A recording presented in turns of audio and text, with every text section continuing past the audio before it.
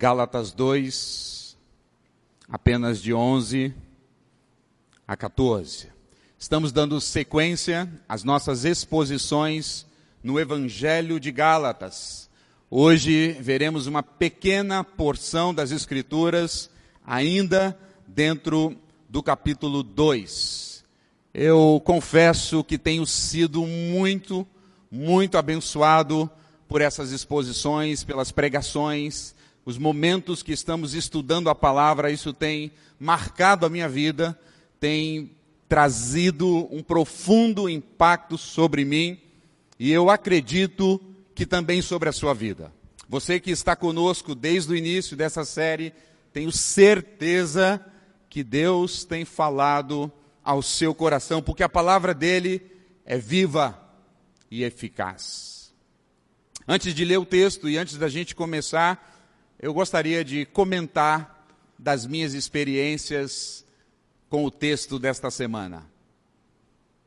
O trecho pequeno, um verso ou os versos corriqueiros, que sabia muito bem de cor, mas esse texto marcou a minha vida essa semana. Tem sido assim com os outros também. Mas aqueles que nos marcam mais, nós poderemos compartilhar. E 4 coisas aconteceram comigo nessa semana, estudando o texto que nós vamos ler e meditar nessa noite. Primeiro, mais uma vez, eu fiquei maravilhado pela palavra de Deus. Mais uma vez, fiquei extasiado com a palavra de Deus. Um relato histórico, um acontecido, mas inspirado por Deus, que ao lê-lo, podemos ver a maravilha, como é peculiar a Escritura, como a palavra de Deus é magnífica e as suas riquezas. Enquanto lia, enquanto meditava, cada vez mais que mergulhava pelo texto, mais maravilhado eu ficava. A segunda coisa que me ocorreu quando preparava esse sermão e estudava e lia e orava e conversava com o Senhor sobre esse texto, foi um grande sentimento de alegria e gratidão. Tomou a minha vida uma gratidão e uma alegria por ter a palavra de Deus no meu idioma, em várias versões. Que alegria, que privilégio. Eu comecei a agradecer ao Senhor, porque eu tenho acesso à palavra de Deus, eu posso lê-la. Fiquei grato ao Senhor, porque nós temos ferramentas que nos ajudam a interpretar as Escrituras. E eu pesquisava nas minhas várias versões, e cada vez mais, grato ao Senhor, eu tenho uma versão, 2 versões, 8 versões da Escritura. E meu coração ficou muito grato naquela semana ao Senhor. Muito agradecido, muito alegre por ter a palavra de Deus. Mas me ocorreu uma terceira situação. Tristeza. Para vocês verem que o pregador, até chegar aqui, muitas coisas acontecem. Meu coração se entristeceu ao lembrar que mais de 180 milhões de pessoas, isso equivale talvez ao continente europeu ou 2 vezes ao continente asiático, não tem um versículo da palavra de Deus. 180 milhões de pessoas não tem nada sobre a Escritura. Só no Brasil são mais de 69 línguas indígenas sem nada das Escrituras. Foi uma flecha que entrou no meu coração. Estava maravilhado. Daqui a pouco passei por um êxtase, uma alegria, e caí numa tristeza de saber que muitos não têm o que eu e você temos. E cheguei ao final, depois de estar maravilhado, alegre, grato, triste, fui desafiado. Desafiado a desafiar a nossa igreja, para nos envolvermos com a tradução da Bíblia para línguas e povos que não tem um versículo da Escritura. Mas essa conversa a gente deixa para um outro dia. Mas eu já quero dizer à igreja que meu coração está ardendo, queimando, de nós abraçarmos, quem sabe, um povo, missionários, que nós seremos parte de colocar na mão deles a palavra de Deus. Vamos ler o texto? Diz assim o verso 11. Gálatas 2:11.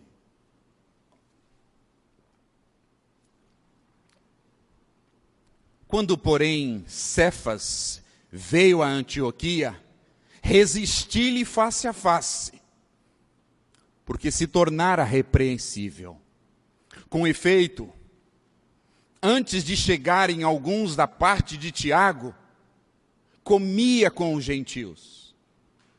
Quando, porém, chegaram, afastou-se, e por fim veio a apartar-se, temendo os da circuncisão.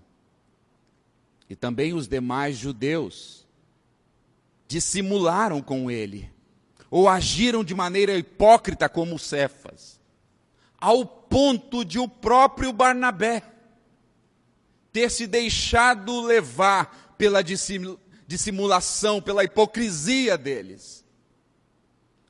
Quando, porém, vi que não procediam corretamente segundo a verdade do Evangelho, disse a Cefa, na presença de todos: se sendo tu judeu, vive como um gentil e não como um judeu, por que obriga os gentios a viverem como judeus? Que Deus abençoe a sua palavra e aplique aos nossos corações. Eu preciso orar mais uma vez. Senhor, estou aqui, temeroso,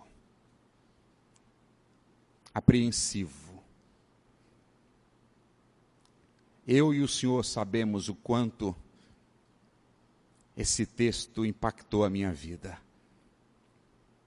Mas agora, Senhor, eu me sinto tão incapaz de anunciá-lo.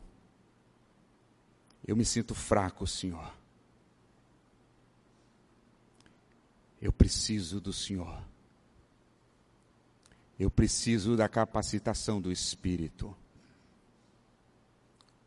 para compartilhar com os irmãos a verdade que emana das sagradas letras.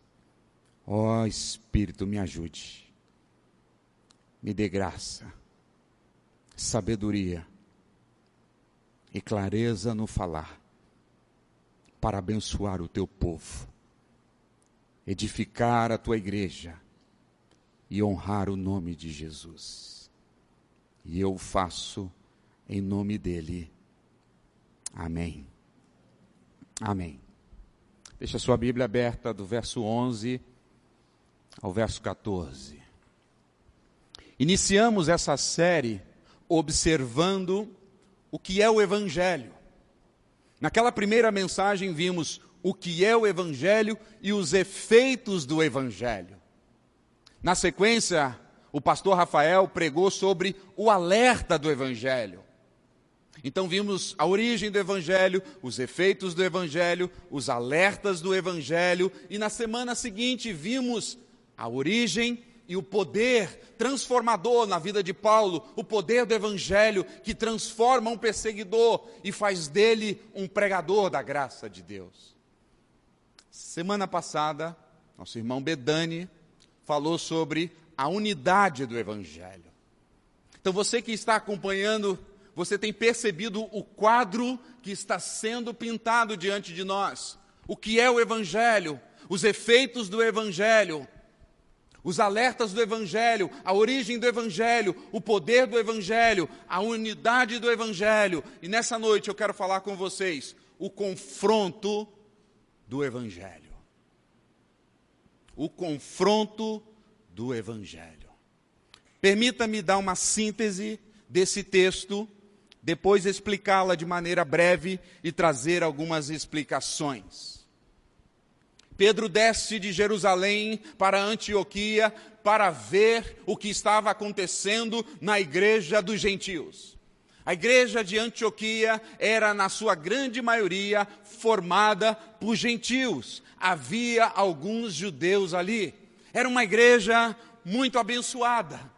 Uma igreja que era liderada por homens de Deus, uma igreja que tinha uma ênfase na pregação, no ensino. O apóstolo Paulo, Barnabé e outros líderes estavam ali pregando a palavra. Uma igreja que entendia o poder do jejum, da oração. Uma igreja que estava fazendo missões.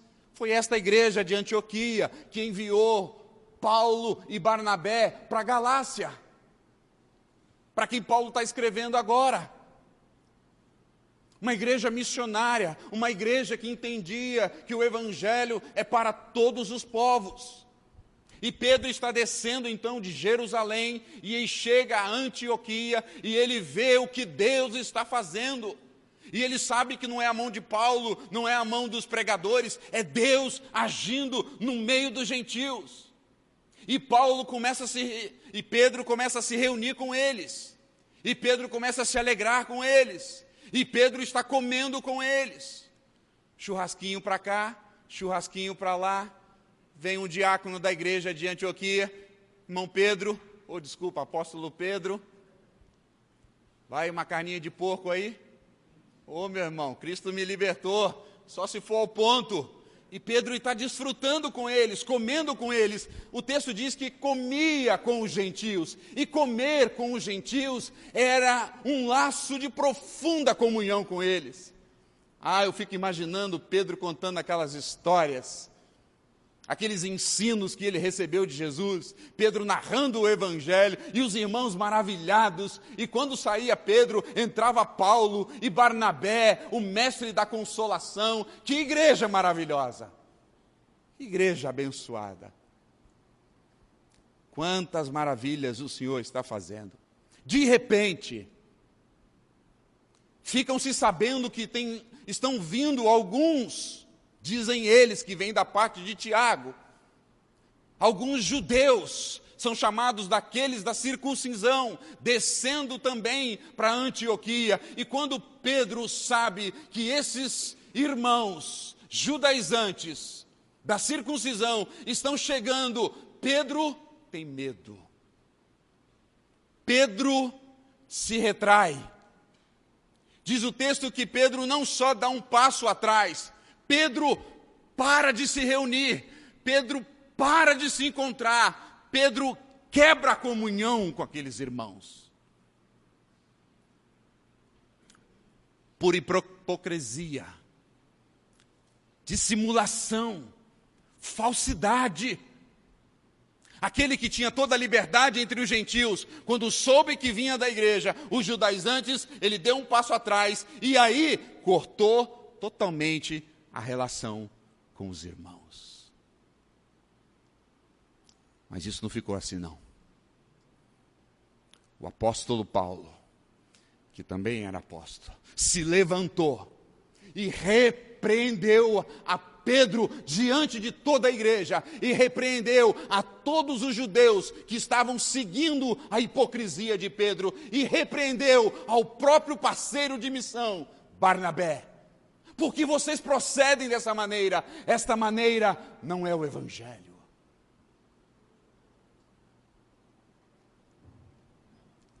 É isso que está acontecendo no relato de Gálatas capítulo 2. Veja o verso 11. Quando, porém, Cefas, que é Pedro, veio a Antioquia, diz o que o texto? Resistiu a ele face a face. O teólogo galês John Stott diz o seguinte: este episódio é um dos mais tensos e mais dramático de todo o Novo Testamento. pessoas, teólogos, pastores, tentam amenizar, tentam diminuir, dizendo, foi nada não, um desencontro, uma coisinha pequena entre Paulo e Pedro, foi nada não. Não, irmãos. A palavra usada aqui por Paulo para dizer o que foi que aconteceu entre ele e Pedro é a palavra resistir. A NVI, se você tem a NVI, está traduzida como enfrentamento. A palavra que está sendo usada aqui é a mesma palavra que Pedro usou na sua primeira carta, bem depois, no capítulo 5, verso 8 e verso 9, que diz assim, sede sóbrios e vigilantes. Pedro falando depois, vai usar essa mesma palavra. Sede sóbrios e vigilantes. O diabo, vosso adversário, anda em derredor, como um leão que ruge, procurando alguém para devorar. Aí Pedro usa a palavra, resisti-lhe. Resista ao diabo, firmemente na fé.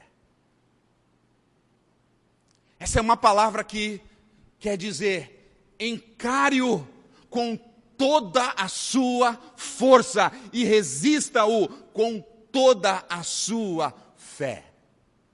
Irmãos, então nós estamos diante de um texto que é tenso, um texto forte, um texto real, um relato histórico, mas real. Essa semana, quando eu estudava o texto, eu comentei com a minha esposa, com a Carla. O negócio foi feio lá, a briga foi para valer. E ela disse, onde? Na igreja? Eu falei, não. Na série do Netflix que a gente está assistindo? Não, mulher. Paulo e Pedro. Paulo e Pedro. O negócio foi a vera, como diz. Não foi uma coisinha qualquer. Olha o que o reformador francês João Calvino disse, comentando esse texto. É uma tolice tentar amenizar o que o Espírito Santo não amenizou. Ao inspirar o apóstolo Paulo a escrever tais palavras, o Espírito Santo queria registrar exatamente essas palavras. A tensão que foi, a luta que foi entre Pedro e Paulo. Nós estamos diante de talvez um dos maiores embates da fé. De lado, Pedro, o grande apóstolo da igreja.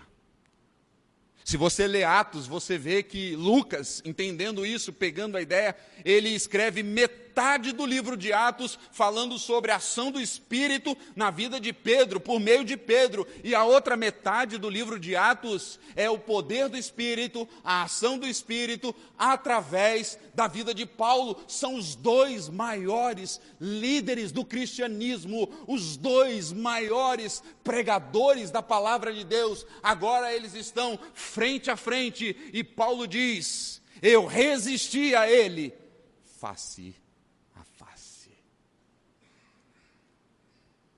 Não podemos amenizar, porque o bicho pegou aqui.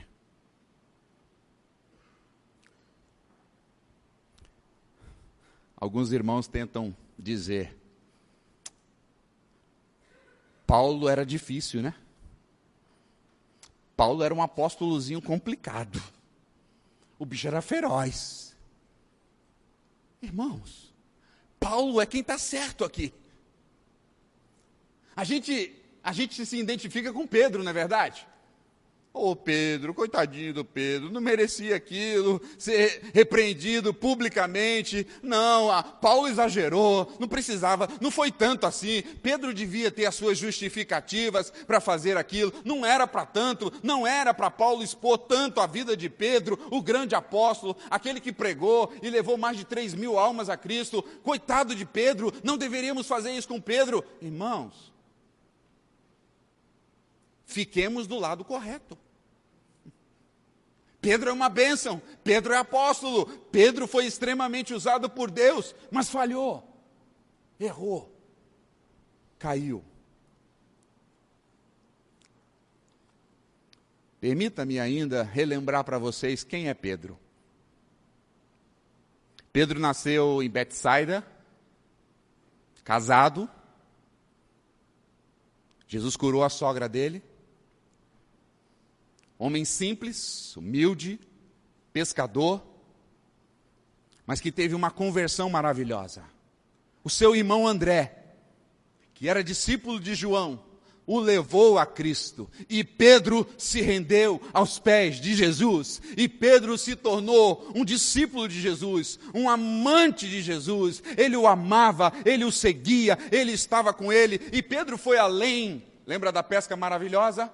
Quando o Senhor estava naquela pesca maravilhosa, o Senhor o chamou a Pedro para ser um apóstolo e falou: Pedro, a partir de agora você será um pescador de homens. E Pedro não resistiu ao chamado de Jesus, largou tudo para trás e se lançou para ser apóstolo do Senhor. Por quê? Porque ele amava Jesus. Em Mateus 16, ele faz a declaração das declarações: Tu és o Cristo, o Filho do Deus vivo. Pedro, irmãos, é considerado os 3 mais próximos de Jesus. Jesus tinha 12, mas tinha 3 que era mais próximo dele. Pedro estava no dia da transfiguração, que ele viu a glória do Senhor e ficou maravilhado com o Senhor. Pedro viveu os melhores e maiores momentos que nenhum de nós vamos viver. Lembra da tempestade? O barco está quase indo a pique. Pedro está apavorado. Os discípulos estão dizendo: é um fantasma. E aí Jesus diz: não sou eu. E aí Pedro disse: se és tu, Senhor, manda eu ir ter contigo sobre as águas. E o Senhor: vem, Pedro. E Pedro desce do barco e começa a andar triunfantemente. Ousado. Pedro viveu aquele momento que Jesus pega a bacia e a toalha e começa a esfregar as unhas encardidas daqueles pés imundo dos discípulos. E Pedro diz: a minha o Senhor não lava, não. O Senhor é mestre. E o Senhor diz: Pedro, se eu não lavar os teus pés, tu não tem parte comigo. Aí Pedro diz: então, se é para ter parte contigo, Senhor, lava-me da cabeça aos pés. O Senhor diz: Pedro, você não precisa, você já está lavado. Você precisa apenas lavar os pés. É este Pedro que Paulo vai dizer daqui a pouco que é a coluna da igreja, o fundamento da igreja, o homem da igreja. É esse Pedro que, cheio do Espírito, pregou naquele dia de Pentecoste, ousado, e mais de 3.000 almas vêm aos pés de Jesus naquele dia. É o Pedro, o primeiro gentil ser levado a Cristo. Acontece com Pedro, ele vai à casa de Cornélio, e lá, cheio de ousadia, cheio de liberdade, cheio do Espírito, ele então prega o Evangelho. Cornélio e todos da sua casa se convertem e se rendem ao Senhor. Quem vai ter experiências como Pedro? Nenhum de nós. Mas diz o texto o quê? Verso 11. Resisti-lhe face a face, porque este Pedro que acabo de vos narrar se tornou, o que diz aí? Repreensível. Digno de uma repreensão. Irmãos, tem muitas lições aqui para nós. Todos nós podemos vacilar. Todos nós podemos cair. Todos nós podemos pecar. Não há nenhum de nós nesse salão que está imune à queda, ao pecado. Por isso a Bíblia é clara, dizendo: aquele que acha e pensa estar de pé, cuide para que não caia. Porque todos nós podemos cair. E a igreja de Jesus, irmãos, está vivendo uma crise maluca. Há uma idolatria a pastores, aos homens. Muitos membros de igreja colocam os pastores num pedestal, são quase homens intocáveis. São homens que parece que não têm pecado, que não falham, que não cometem erros. A igreja os exalta, a igreja os supervaloriza, a igreja os põe no lugar que eles nunca deveriam estar. Por quê? Porque são repreensíveis, podem cair e vão cair, e quando caem, leva uma banda de gente que estava olhando para o homem, consigo para o pecado. Pastores podem cair, irmãos. Líderes e pregadores, por mais ousados e usados que sejam, podem cair. Pastores, líderes, pregadores da palavra também devem ser repreendidos. Há muitas igrejas aí que o pastor diz o quê? Quem é você para me repreender? Não toque. Vocês sabem, né? Não toque no ungido do Senhor. Ele é ungidão. Quem é você para me repreender? Isso é um equívoco, irmão. É Pedro que está sendo repreendido aqui, porque ele não é perfeito. Líderes não são perfeitos, líderes erram, líderes caem, líderes falham, líderes se equivocam e tropeçam. O próprio Pedro, o grande apóstolo, está aqui numa situação de hipocrisia, por isso ele é repreendido. Irmãos, por isso, pare de seguir a homens, pare de olhar para homens, pare de exaltar homens, pare de ficar colocando homens no lugar que eles nunca deveriam estar. Olhe para Jesus. Hebreus vai dizer, olhando firmemente para o autor e consumador da nossa fé. Pastor? Não. Quem, irmãos? Jesus.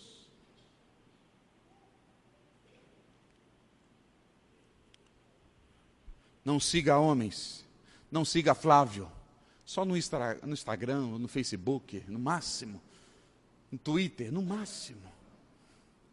Não siga Rafael, não siga homens, irmãos, não siga Pedro, não siga Paulo. A briga em Corinto é eu sou de Pedro, eu sou de Paulo, eu sou de fulano. Não, nós somos de quem, irmãos? De Jesus.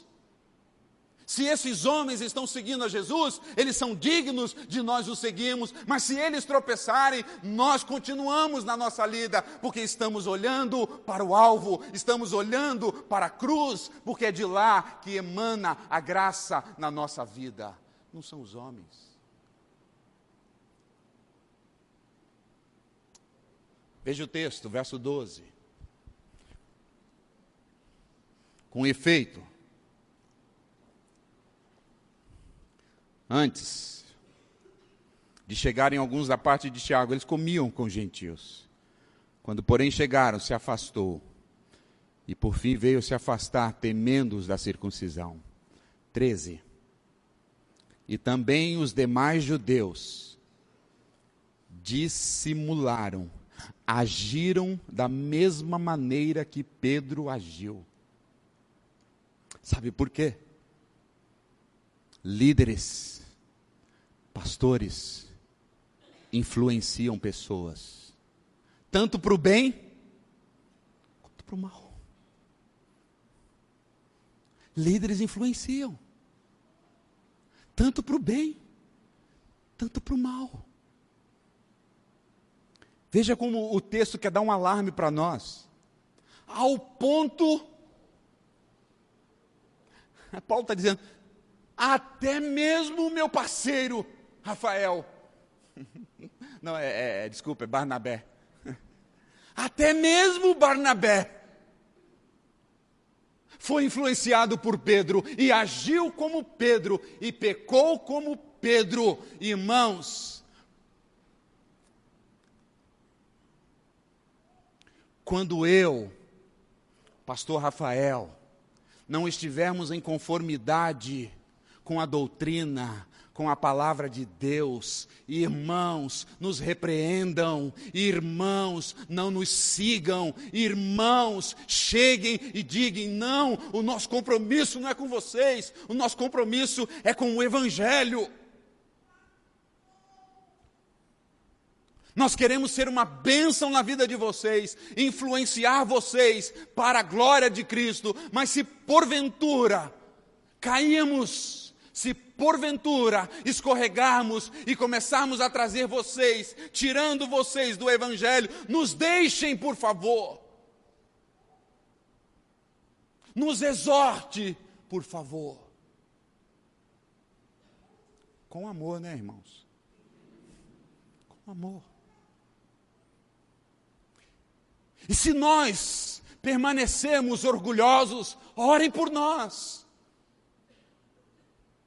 E se nós permanecermos com o coração fechado, nos chute. Nos mande embora. Porque nós estamos aqui, colocados por Deus, para influenciar vocês para o Evangelho e nada mais.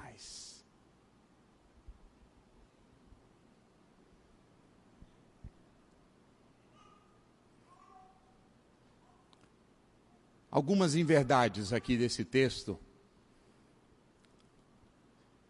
alguns equívocos na interpretação. Algumas pessoas pensam que Paulo havia se tornado inimigo de Pedro. Algumas pessoas pensam que tem uma rixinha apostólica aqui. Leonardo pregou domingo passado, verso 9 do capítulo 2. Quando Pedro está em Jerusalém, Paulo está em Jerusalém, Pedro faz o quê? Estende a destra para ele, dizendo, nós somos parceiros, rapaz. Nós temos um evangelho só. Vamos sentar à mesa. Nós somos pregadores. Eu vou, Pedro dizendo, para os da circuncisão. Você vai para os gentios, mas nós somos apóstolos, nós somos irmãos, nós não somos dois corpos, nós temos um só Senhor, nós temos um só batismo, nós temos uma só palavra, nós temos um só evangelho, nós somos irmãos. E Pedro estende a mão e chama o apóstolo Paulo à comunhão, e Paulo tem comunhão com eles em Jerusalém, e agora Pedro havia descido para Antioquia, e eles estavam juntos, desfrutando da graça de Deus, se maravilhando sobre a graça de Deus, mas Pedro tropeçou. Pedro caiu. Pedro falhou. Verso 14. Quando, porém, vi que ele, Pedro, não procedia corretamente, segundo a verdade do Evangelho, eu disse a Pedro, na presença de todos. Imagina a igreja reunida, o almoço, os irmãos talvez cantaram um hino, Paulo se levanta e começa a repreender a Pedro diante de toda a igreja. E aí você pode olhar para esse texto dizendo, mas Pedro dizendo talvez aqui, ou melhor, Paulo, você olha e diz, será que Paulo não sabia do ensino de Jesus? Se o teu irmão pecar, chame ele no particular. Mateus 18. Por que Paulo expõe a Pedro? Porque Paulo repreende a Pedro diante de toda a igreja. Será que ele quer envergonhá-lo? Não.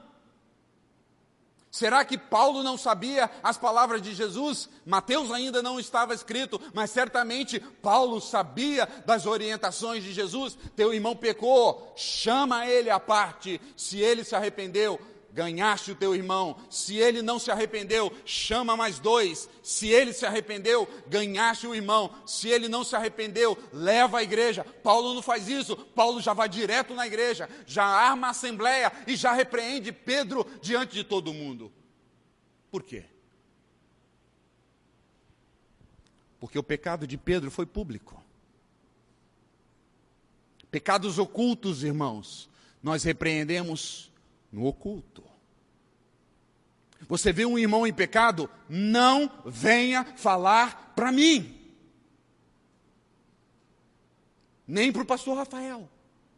Nem para as nossas esposas. Isso não é ordem de Jesus. E nem passe para a diretoria. Se você viu um irmão no erro, no pecado, a orientação de Jesus é: vá até ele e repreenda-o. Mas por que Paulo não fez isso? Porque era público.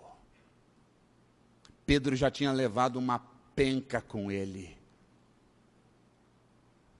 Lembra de Paulo escrevendo aos Coríntios? Repreende de maneira pública e exclui esse irmão de maneira pública, para que a igreja veja, para que sirva de exemplo. Paulo escreve a mesma coisa a Timóteo. Timóteo, repreende os pecados públicos, para que todos possam ver e temer a Deus, e saber que todos nós podemos cair neste pecado. Eu não sei porque ainda na nossa igreja, em assembleia, quando os pecados são públicos, eu venho aqui e exponho de maneira pública. Os irmãos não têm noção de quantos pecados nós estamos tratando de maneira oculta, porque ainda continuam de maneira oculta. Nós já chamamos um irmão, já chamamos 2 irmãos, estamos no processo. Mas quando o pecado é público, nós vamos vir aqui e falar de publicamente para a igreja. E tem gente ainda na nossa congregação que diz: pastor é indelicado, pastor expõe as pessoas, coisa feia. Pode fazer isso. Será que o pastor não sabe o que é o politicamente correto? Que mundo que ele vive? Num mundo dirigido pela palavra de Deus. Nós não vamos ocultar pecados que são públicos, assim como Paulo o fez. O pecado de Pedro foi público. Pessoas estavam pecando. Barnabé já estava em pecado junto com ele. Pedro não chamou Paulo à parte. Paulo não chamou Pedro à parte, mas repreendeu de maneira pública. Ai de você. Ai de você, meu irmão. Chegar diante da reunião pública da igreja e jogar o pecado de alguém oculto diante da igreja. Nós vamos pegar é você. Se traz pecados públicos quando eles estão já na esfera pública, já é domínio público. É por isso que Paulo repreende a Pedro diante de todos. É bom a gente lembrar, e eu vou terminar essa parte e fazer 4 aplicações. É bom a gente lembrar que Paulo não está repreendendo a Pedro. Paulo não está repreendendo a Pedro pela doutrina de Pedro. O problema de Pedro não é doutrinário. Pedro não é um herege. Pedro não é um falso apóstolo. Pedro não é um falso pregador. Paulo está repreendendo não a teologia de Pedro. Paulo está repreendendo as atitudes de Pedro. Porque as atitudes de Pedro não estavam em conformidade com a teologia de Pedro. Veja o que diz o verso 14. Quando, porém, vi que não procedia segundo a verdade, disse a todos, verso 12. Verso 12, o finalzinho, a parte D do versículo. Afastou-se, por fim, e veio apartar-se, temendo. A questão de Pedro é o medo.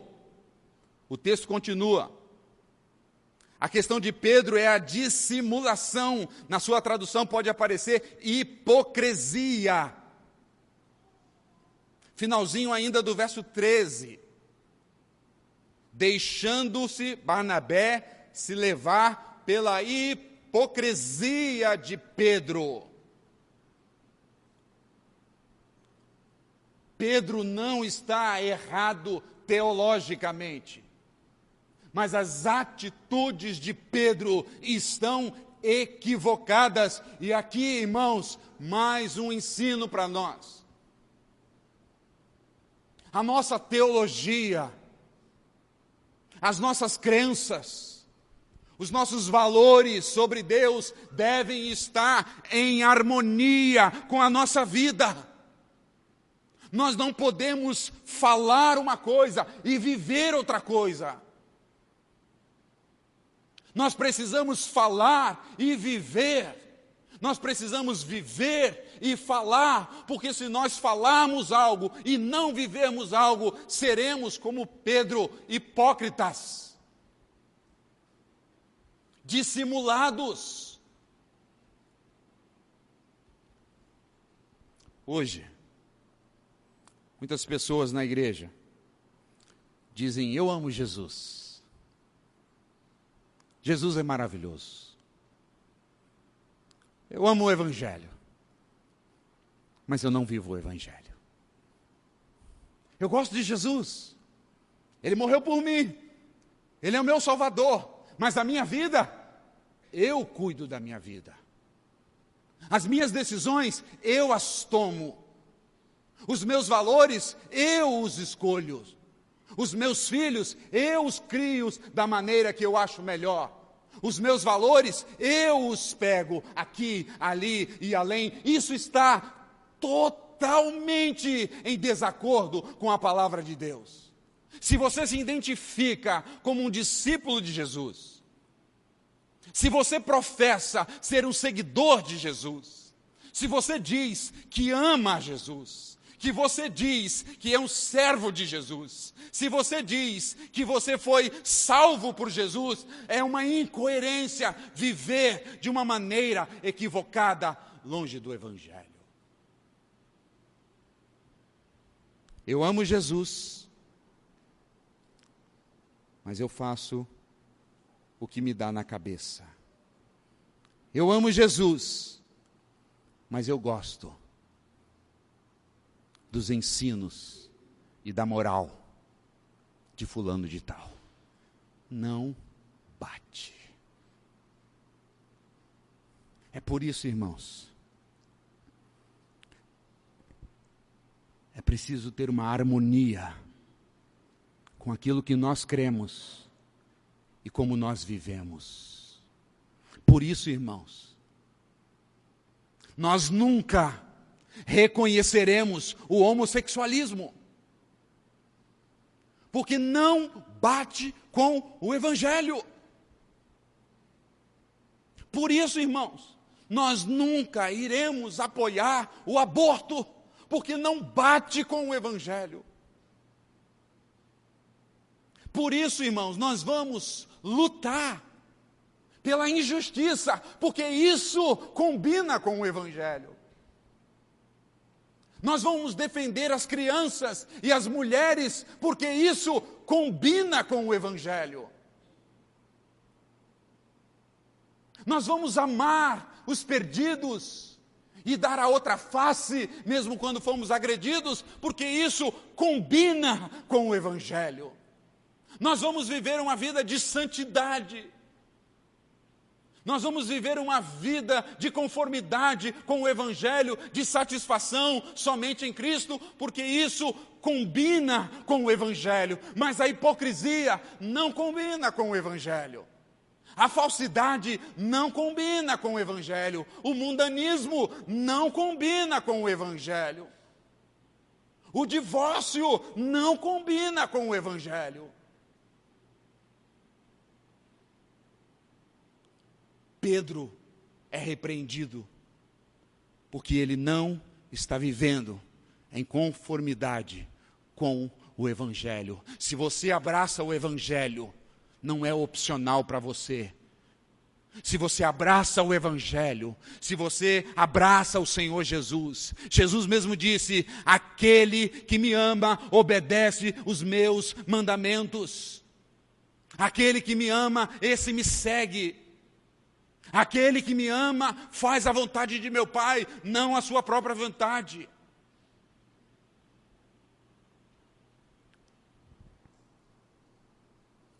Paulo repreende a Pedro, não porque eles eram inimigos, é na presença de todos, porque o pecado de Pedro é público.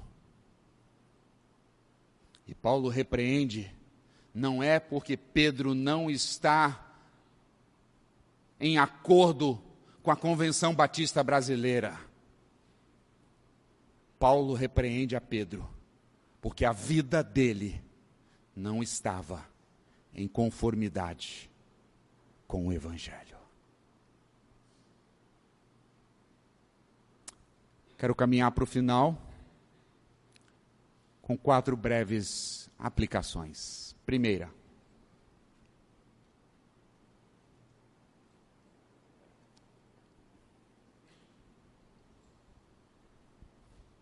Paulo, no contexto dos Gálatas, está defendendo o apostolado e o Evangelho. Nós já vimos isso. Mas a minha aplicação aqui é que Paulo, além de estar defendendo o Evangelho, Paulo está lutando pela unidade da igreja. Se Paulo não repreende a Pedro, a igreja já estaria dividida ali. O que Paulo está fazendo é unindo a igreja. Por isso ele não se importa se é Pedro, se é Tiago, irmão de Jesus, ou se é João, o queridinho de Jesus. Paulo vê a igreja sendo ameaçada.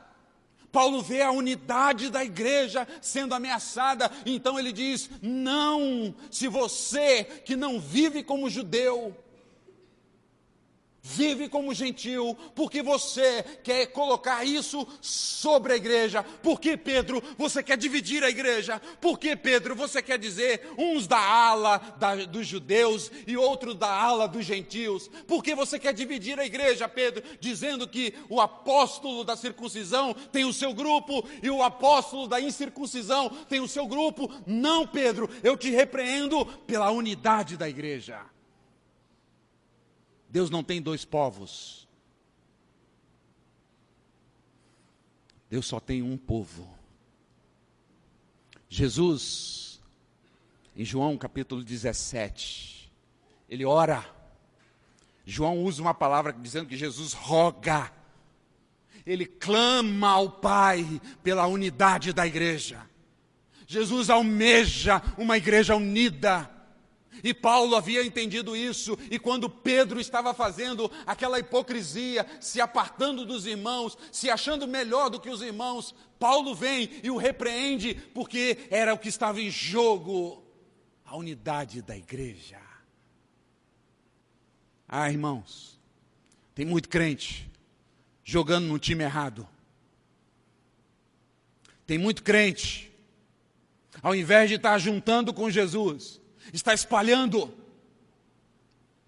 Há muito crente, ao invés de estar lutando pela unidade da igreja, está abençoando para a igreja estar unida, ele está cooperando para a igreja rachar, para a igreja se dividir, para irmão ficar contra irmão, para que tenha um grupo aqui, um outro grupo ali, o grupo de lá, o grupo do Rafael, o grupo do Flávio, o grupo do Leonardo, o grupo de não sei quem, e ele coopera para todas essas coisas. Não, irmãos, nós temos que cooperar, nós temos que lutar, nós precisamos batalhar para unir a igreja de Jesus, porque é só um corpo, não 2.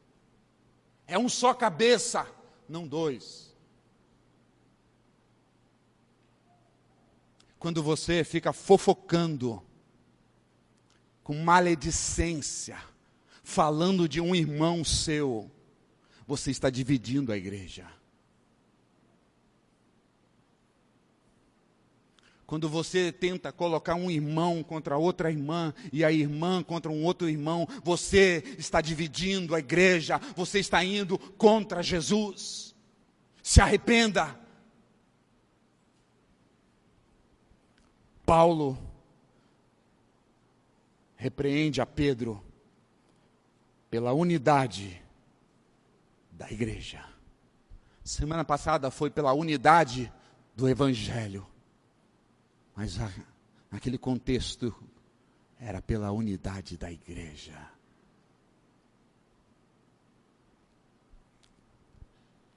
Segunda aplicação que eu quero fazer com vocês aqui do texto. Sabe qual foi o pecado de Pedro? Verso 12. Qual foi o pecado de Pedro?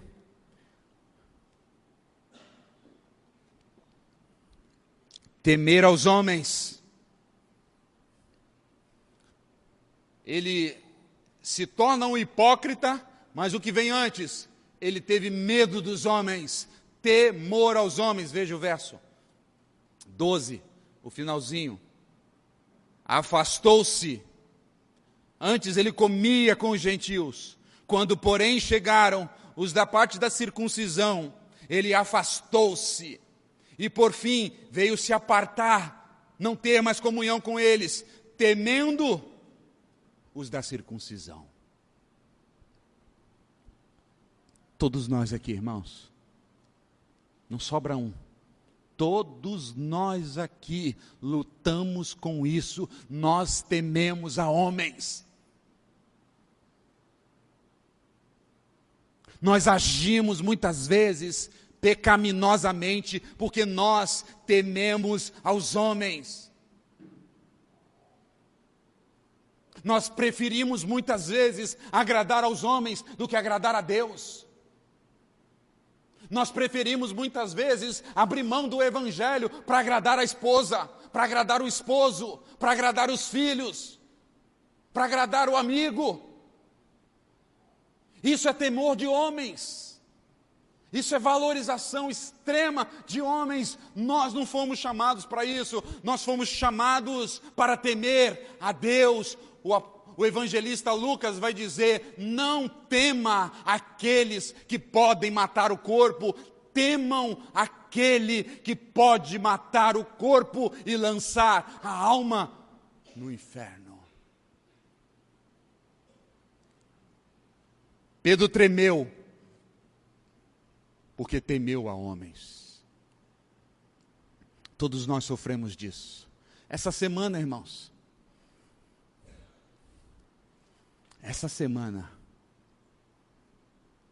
enquanto me maravilhava do texto, eu caí, eu pequei, eu temi aos homens e agi de maneira hipócrita.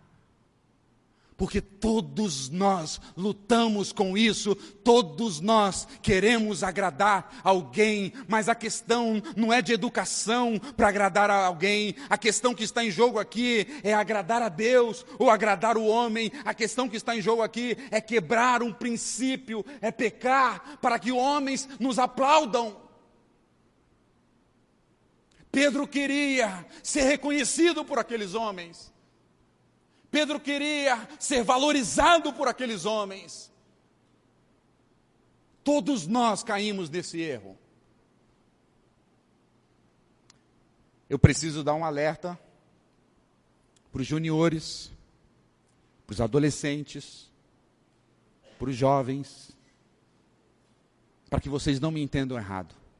Porque talvez você está dizendo: entendi, pastor, não é para temer a homens. Entendi, pastor, estamos juntos. Estou contigo, agora eu não temo mais mamãe nem papai. Pastor falou lá na igreja, está gravado, não tenha temor aos homens. Eu não vou me preocupar com meu pai, eu não vou me preocupar com a minha mãe, eu não vou me preocupar com as autoridades, eu não vou temer a homem, não temo a ninguém, eu sou o peito aberto e vou. Não é isso que eu estou dizendo. O que está em jogo de temer a homens é quando você, adolescente, você, júnior, você, jovem, é colocado na parede e só lhe resta duas opções. Ou você agradar o seu amigo, teu parceiro, e cair, e pecar, e desonrar a Deus, ou a outra escolha que lhe resta é desagradar o seu amigo e honrar a Deus e não pecar e dizer, não farei isso porque eu amo a Jesus. É isso que é temer a Deus e não temer aos homens. Temer a Deus e não temer aos homens é quando você diz, eu não vou pecar, porque eu não vou desagradar o meu Senhor. Mas se você está dizendo, eu não vou pecar, porque senão o pessoal da igreja vai descobrir, você está temendo aos homens. Esse é o pecado de Pedro. Minha penúltima aplicação. Como você acha que Pedro reagiu a essa repreensão? O texto não diz. Como será que Pedro reagiu a essa repreensão? Será que é como uma assembleia de muitas igrejas que o pau come, cadeira come para um lado, Pedro gritando de um lado, Paulo do outro, e Pedro joga a cadeira em cima de Paulo, e aí o presidente da igreja diz, Senhor Paulo, Senhor Pedro, é uma questão de ordem. Não. O texto não responde, porque a pergunta é para você e para mim. Como eu e vocês reagem quando somos repreendidos?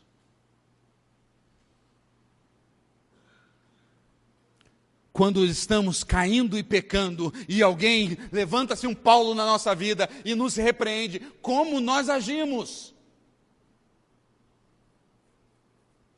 Ficamos irados, não é verdade? Quem está comigo? Só eu. Ah, obrigado, Bruna. Mais alguém pode levantar sua mão, é apelo, gente. Todos nós, seus hipócritas. Oh, desculpa, edita essa parte aqui, gente. Ninguém gosta de ser repreendido. Ninguém gosta de ser chamado a atenção. Ninguém gosta de ser colocado na parede dizendo, você falhou, nós não gostamos, nós murmuramos, nós reclamamos, nós reagimos, nós inventamos desculpa. Muitas vezes nós mentimos, nós negamos, nós pecamos mais para esconder um pecado. E vamos pecando para esconder o pecado. Mas eu tenho quase certeza, não posso dizer que tenho certeza porque não está escrito, que Pedro não reagiu assim. Veja como Pedro provavelmente reagiu. Olha o que ele escreveu na sua carta. Vamos à carta de Pedro? 2 de Pedro, capítulo 3. Depois do acontecido, anos se passaram.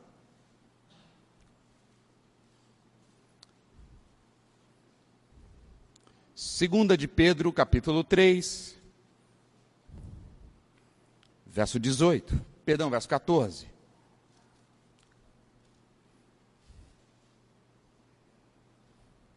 Diz assim, 2 de Pedro 3, 14.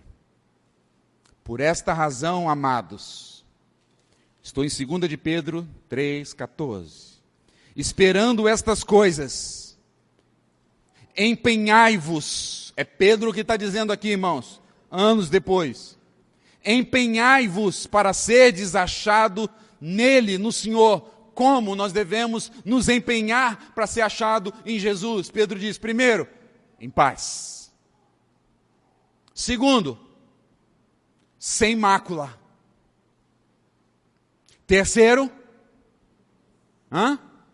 irrepreensível. Pedro está dizendo, meus irmãos, se empenhem para serem encontrados pelo Senhor em paz, sem mácula, não com uma vida de pecado e irrepreensível, crescendo em maturidade. Mas ele diz mais. E tende por salvação a longanimidade do nosso Senhor, como igualmente o nosso amado irmão Paulo vos escreveu. Lembra que eu disse no começo dessa carta? A carta de Gálatas é uma das primeiras cartas do Novo Testamento, antes mesmo dos evangelhos. Olha o que Pedro está dizendo: como o nosso amado irmão Paulo vos escreveu, segundo a sabedoria que foi dado a ele. Pedro está dizendo, o irmão Paulo é um homem sábio. O irmão amado Paulo, aquilo que ele escreveu, contribui para que a gente possa ser achado irrepreensível, sem mácula e em paz. Ouçam o que o apóstolo Paulo escreveu. Isso me dá uma pista. Que muito provável, naquele dia que Pedro foi repreendido, ele se calou. E provavelmente, ele se arrependeu. É isso que o Senhor espera de mim. É isso que o Senhor espera de cada um de nós. A repreensão, irmãos, é uma benção. Porque a repreensão vem para cortar o pecado da nossa vida. A repreensão vem para nos tirar do engodo. A repreensão vem, irmãos, para a gente se santificar. A repreensão vem, irmãos, para a gente conhecer mais de Deus. A repreensão vem para que o diabo não se aproveite de nós e não sobrepise sobre nós. É por isso que a repreensão vem, porque Deus ama a quem Ele repreende. Ao sermos repreendidos, irmãos, sejamos humildes. Sejamos humildes, acatemos a repreensão dos irmãos, acatemos a repreensão dos pastores. Por quê? Porque é para o nosso bem, é para que nossa vida esteja em conformidade com o Evangelho. Por fim, o Evangelho é confrontador. Como é que Paulo repreende a Pedro? Com o Evangelho. Veja. Verso 14. Quando, porém, vi que não procedia corretamente na linha, segundo o Evangelho, Paulo repreendeu a Pedro com o Evangelho, porque o Evangelho é um confronto. O Evangelho vem como uma flecha no nosso coração. O Evangelho é como uma bomba que cai diante de nós e nos fere. Se você tem vindo a esta igreja, domingo após domingo, você está sendo confrontado pelo Evangelho, não por mim. Porque nós estamos pregando o Evangelho aqui. Nós não estamos pregando aqui prosperidade. Nós não estamos pregando aqui bem-estar. Nós não estamos pregando aqui autoajuda. Nós não estamos pregando aqui confissão positiva. Determina, irmão, nós estamos pregando o Evangelho. E o Evangelho é uma espada entrando dentro da gente. O Evangelho é um confronto, irmãos. É por isso que muitas vezes nós nos viramos contra o Evangelho, porque nós não queremos ser confrontados. O teólogo Steve Lawson, de maneira muito sábia, escreveu as seguintes palavras: o Evangelho primeiro fere, mas em seguida cura. O Evangelho primeiro arranca e depois planta. O Evangelho primeiro crucifica, para só depois ressuscitar. Se você tem estado aqui conosco, assim como eu, cada mensagem é uma ferida. Cada mensagem é uma facada. Mas cada mensagem também é Deus nos curando. Cada mensagem é Deus derramando o seu bálsamo. Cada mensagem que o Evangelho é pregada é Deus nos ressuscitando em Cristo Jesus. Cada mensagem pregada do Evangelho é Deus arrancando o pecado e derramando graça e amor sobre nós.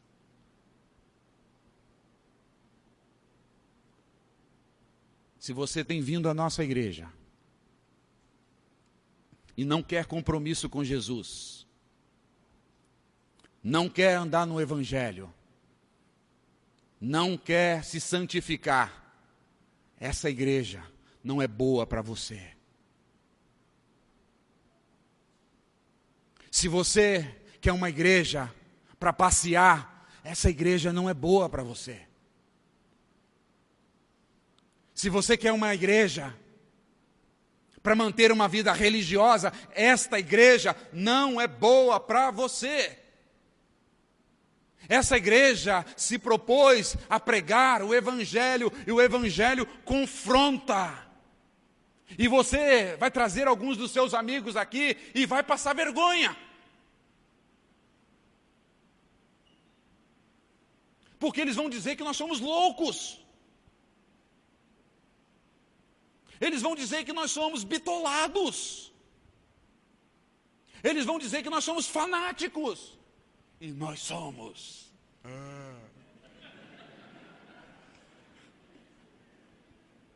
Por quê? Porque o Evangelho tem um tom. Não é ré, nem dó. O tom do Evangelho é o confronto. Para que pecadores, recebendo o Evangelho, sejam transformados pelo próprio Evangelho, pelos que foram feridos pelo Evangelho, sejam curados pelo próprio Evangelho. Eu quero encerrar lembrando para você que nós não somos melhores nem piores do que Pedro. Nós somos iguaizinhos a ele. Nós vamos falhar. Nós vamos agir de maneira hipócrita. Não queríamos, mas nós vamos. Nós vamos cair, nós vamos tropeçar, nós vamos ser repreendidos, mas o mesmo Jesus que perdoou ao Pedro, o mesmo Jesus que restaurou Pedro, é o mesmo Jesus que nos ama, que nos perdoa, que nos levanta, que nos dá uma outra oportunidade e que diz: vai, meu filho, e não peques mais. Esse é o Evangelho. O mesmo Evangelho que transformou a vida de Pedro é o Evangelho que está sendo pregado nesse púlpito, domingo após domingo. Há graça no Evangelho. Há perdão no Evangelho. Há cura no Evangelho. Há esperança no Evangelho. Provavelmente Pedro se levantou dali, arrependido, mas também perdoado. Porque Deus chamou pecadores como eu e você para andar na luz. Quantos Pedros tem aqui nessa noite? Eu sou o primeiro deles. Que o Evangelho de Jesus que alcançou a Pedro alcance a nossa vida. Que o Evangelho que repreendeu a Pedro na sua hipocrisia repreenda a minha vida e a sua vida. Mas o evangelho que trouxe esperança para a vida de Pedro, seja o evangelho que te dê esperança.